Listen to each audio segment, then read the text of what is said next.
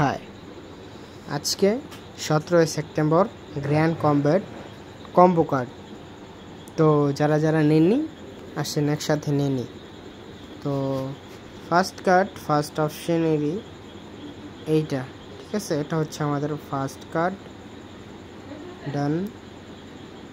And second card just এটার নিচেরটা, এটা হচ্ছে আমাদের সেকেন্ড কার্ড, ডান, কালেক্ট।